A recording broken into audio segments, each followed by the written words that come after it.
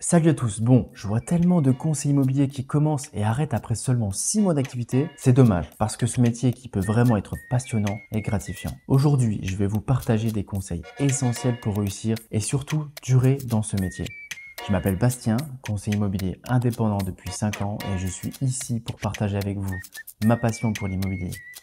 Alors, reste bien attentif car ces conseils vont vraiment faire la différence dans votre parcours immobilier.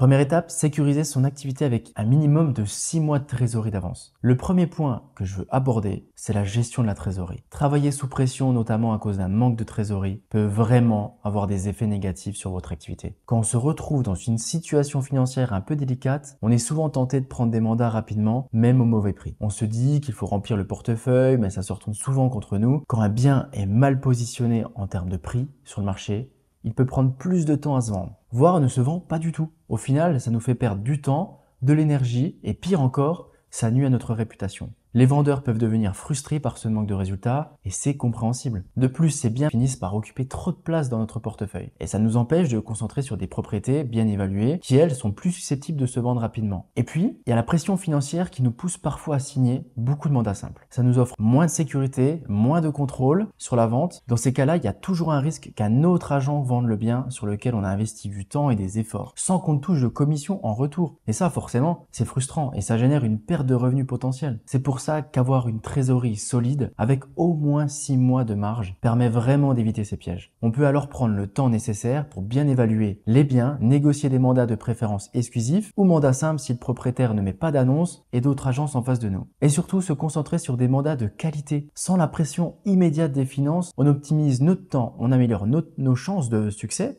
et on renforce la confiance de nos clients. Ensuite, pour vraiment durer dans ce métier, il faut avant tout aimer ce que l'on fait. L'immobilier, c'est bien plus qu'un simple métier. C'est une véritable aventure humaine. On est en contact constant avec des gens qui vivent souvent des moments clés de leur vie, que ce soit l'achat de leur première maison, un déménagement pour une nouvelle étape, ou encore la vente d'un bien chargé d'histoire, ou un divorce. Si tu n'es pas passionné par ce que tu fais, tout ça peut rapidement devenir difficile à gérer. Ce métier, il est aussi rempli de défis. Il y a des moments où tout roule, où tu conclus des ventes, où tes clients sont satisfaits, et c'est extrêmement gratifiant. Mais il y a aussi des périodes plus compliquées, des projets qui traînent, des ventes qui mettent du temps à se concrétiser, des clients qui hésitent, et c'est là où l'amour du métier fait toute la différence. Si tu n'y as pas cette passion, ces moments peuvent facilement te décourager, te faire perdre de l'élan. Mais quand tu es passionné, chaque défi devient une opportunité d'apprendre, de grandir, de t'améliorer. Parfois, c'est l'envie de trouver la maison idéale pour un couple qui commence une nouvelle vie, ou la satisfaction de voir une famille se projeter dans leur futur chez soi. Pour d'autres, c'est le challenge de développer son réseau, d'élargir ses contacts, ou encore de se spécialiser dans des secteurs variés. L'immobilier te permet de travailler avec des profils tellement divers, des acheteurs, des vendeurs, des investisseurs. Si tu prends plaisir à échanger avec eux, à comprendre leurs besoins et les accompagner, c'est un métier dans lequel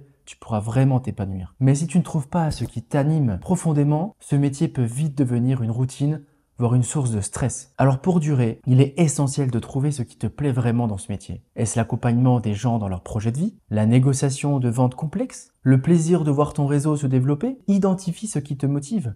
Parce que cette passion qui sera ton moteur même dans les moments difficiles, c'est elle qui te donnera l'énergie de te relever après un échec, de persévérer et de continuer à avancer.